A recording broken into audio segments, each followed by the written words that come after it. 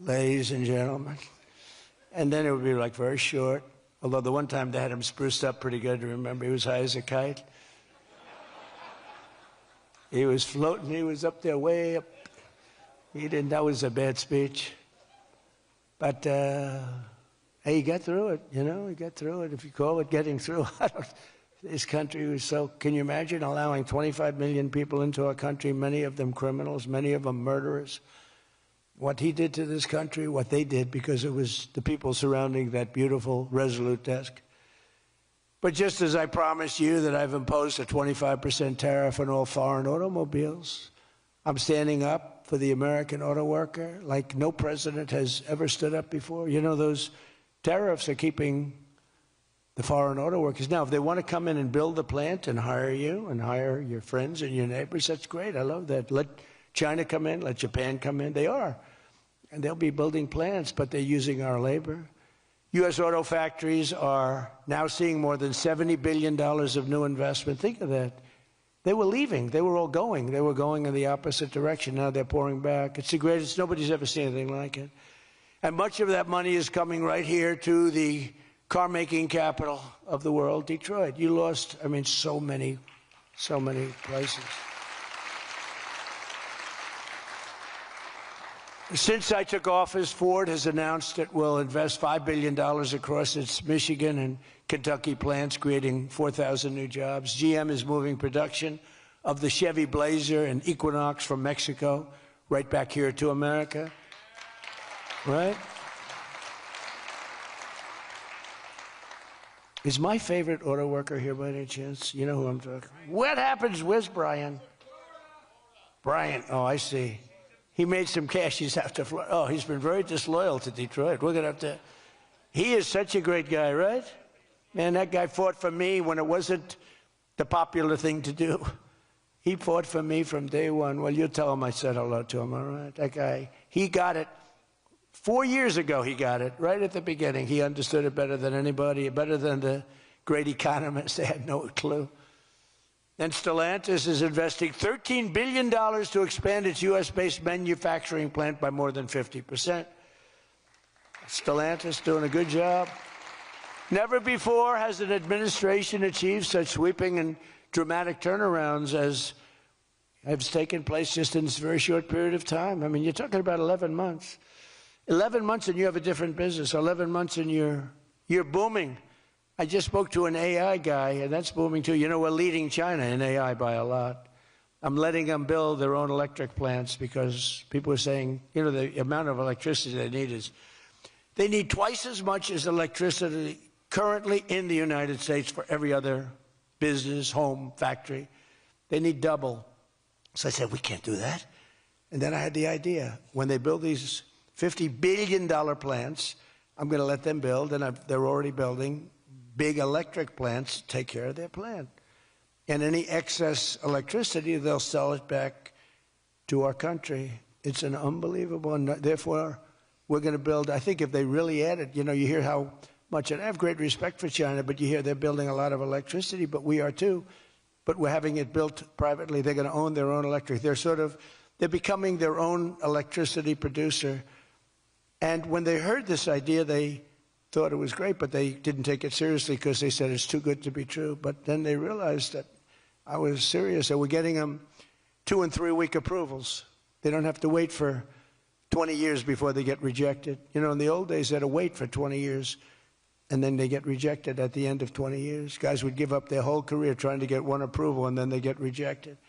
In every aspect of our agenda, we're putting America first, and nothing will stand in our way. Nothing's going to stand in our way, nothing. So one of our top priorities in this mission is promoting greater affordability. Now, that's a word used by the Democrats. They're the ones that cause the problem. The one thing, they stick together. They don't have some of the people that we have. I don't know, it's a genetic thing. It's something in the blood. We got some real losers, mostly great. But I wouldn't use the name Romney because I'm in his sort of territory, so I would never use that name. But all right, I'll use it. They don't have a Mitt Romney that votes against everything. They don't have a Rand Paul that votes against everything. I got him elected twice. He was a stone-cold loser. I went to Kentucky where I won by a lot. I did a rally for him. Then I did another rally. He won. Then I went the second time. He won. Then he votes against all the time. It's just crazy. I don't get it. Then you have Lisa Murkowski and you have Susan Collins. Disasters. And you had a gentleman from Indiana that I don't believe it, Todd Young, he voted against. And you'd say, why are you voting against? They can't give you an answer. They're unable to give you an answer. It's like, why are they against the attack on Venezuela? They're against the attack after they found out it was the most successful attack, probably the most talented, most brilliant tactically attack that we've had maybe in 100 years. And they're against it. Why? It's one thing if the attack failed. I'd probably do that too, a change. I'd be in favor. Then if it failed, I'd say, I told them not to do it. That's what they do. But here we have one of the most successful attacks ever, and they find a way to be against it. It's pretty amazing. But it's a shame, and we have some others, but not many. We have a great party, but we have people, the Democrats, whether you like them or not, they stick together like glue. They have horrible policy. Thank God they have horrible policy, because they're smart, they're evil, they're vicious, but they have bad policy. For instance, you could be a genius and try selling men playing in women's sport. You could be a genius, try selling transgender for everybody, open borders, let the world come in, let the world's prison population come into the United States, including all of the murders, 11,888. That's what we're trying to get out of Chicago and Minnesota and these places. So they stick together, which I admire because I'm a very loyal person, but they have horrible policy. Can you imagine if they had good policy? They were on this morning talking all the reasons that men should be playing in women's sports. They had a football guy there, flag football. This guy was like 6'6". He weighed 290 pounds with zero body fat. And they had a few young women. They were the size of his leg. He wouldn't have had to run. He could have just walked. They couldn't have done a thing about it. 10 of them would have to jump on him that wouldn't have had any impact. I don't think he would have been like a fly. It's so ridiculous. It's so demeaning to women. It's so demeaning. Look at the weightlifting records. I mean, the record got beaten by 112 pounds, a record that stood for 18 years. 1 ounce they'd put on stood for 18 years. Guy comes along who was a poor lifter as a man. He was at the lower portion of the class. Comes along and broke the record by 112 pounds. Think of that. They've fought for years to beat that record. How about the swimming records? I mean, you can go to sleep during the time the man comes in and the woman. You can go take a nap for a little while. How about the long-distance race that took place not so long ago? Long distance, these marathon deals. They had top men, top women. The man came in. The woman came in 5 hours and 14 minutes and 36 seconds behind the man. Think of it. You're waiting. The man comes in. Now you're waiting 5 hours. What do you do if you're the parents? You go home and sleep for a while. Who the hell wants that? It's so demeaning to women, and who are great athletes. It's so demeaning to them, and it's right now in the Supreme Court. I can't believe it would even go to the Supreme Court. I mean, could you imagine 20 years ago talking about men playing in women's sports? They'd think you're crazy. Or transgender for everybody? If you said there will be no mutilation on children, that's one of my standard lines. We will not allow the mutilation of a child. Can you imagine having to say that 15 years ago? People would say, is that guy crazy? Of course we won't. But we're living in a different time. It's a crazy time we're living in. After real wages plummeted by $3,000 under Sleepy Joe Biden, real wages are up by $1,300 in less than 1 year under President Trump. For construction workers, wages are up $1,800. Don't forget, they were down $3,000.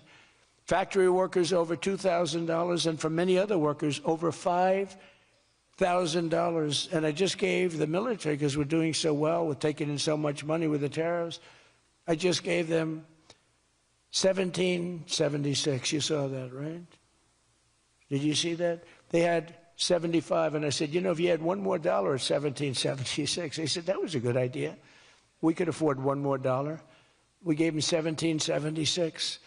Meanwhile, grocery prices are starting to go rapidly down. Rent is down. Airfares are down. Hotel rates are down. Cell phone prices are down. And we're just getting started. But more importantly than going down, our growth is through the roof. It's way up. Among my first acts in office was to end the radical left war on oil and gas and stop the crusade to kill American energy, and frankly, to open up cars so that you don't have to have an electric car. I love electric cars. I think they're great. I like Elon a lot. I don't think he was too happy with my policy of opening it up, and I can understand that. But I've been saying it for 4 years. They wanted everybody to have an electric car in a very short period of time. There was no way to build the stations. There was no way to get it done. I want you to have gasoline-powered cars. I want you to have electric. I want you to have hybrids. I want you to have everything. Hydrogen, I don't know about. I'm hearing it's not testing so well. It's fine, except when there's an explosion, you're a goner. Now, have you heard that with hydrogen? One guy is trying to sell hydrogen, and I say, yeah, but, sir, that only happens 1 in 100. Oh, great. When it happens, they find the body like 300 yards down the road. So I said, I'll pass on hydrogen. Maybe there's something I don't know about, but is anybody in the hydrogen car business? Gasoline is now under $2.50 a gallon in 17 states and under $2 in many places. We have some states it's $1.95, $1.99, $1.97. As we speak, these are gas stations, and think of that. We have gas stations in the Detroit area where you can fill up for less than $2.30.